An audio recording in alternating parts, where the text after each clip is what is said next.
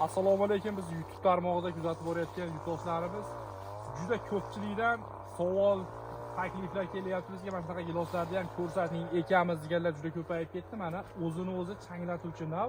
Bugun 12-may sanasida mevasiga bittadan like bosib qo'yasizlar. Qarang mevani. Ko'ryapsizlar? Valovoy sersa gilos bilan bir xil paytda pishyapti. Mana bu yerda valovoy sersa gilosni ham bor. Uni ham ko'rsatamiz. Oldin mana giloslar qarang. Endilikda ko'paytirishyapti odamlar. Biz buni 8-9 yil oldin ekib qo'yganmiz mana. O'zini o'zi changlatuvchi nav mana ko'ryapsizlar hosilini. Maza qilib terasizlar, muborak hosilni qarang. Yayrab terasizlar. Shuni valovoy bilan bir xilda eksport bo'ladigan gilos xuddi shu bo'ladi. Mana ularni ham bering. Mana deb oladi. Endi mana ma'lum valovoy gilos. Mana valovoy gilosni holati bo'ladi. Hammani uyida shu vaziyat bo'lsa kerak hozir. Bitta ikkita ag'da meva qilyapti.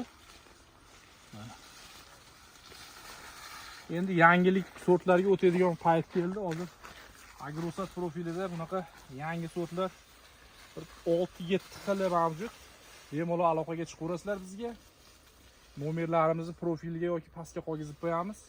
Bizga obuna bo'lib qo'ysanglar ham xuddi shunaqa yangi sortlar chiqarib boramiz. Ko'rib, kuzgi ekish mavsumiga, noyabr oyiga bizdan bemalol xarid qilishlari mumkin bo'ladi. Ishonchli, sifatli ko'chatlarni olib borib ekib berish xizmatlari bor.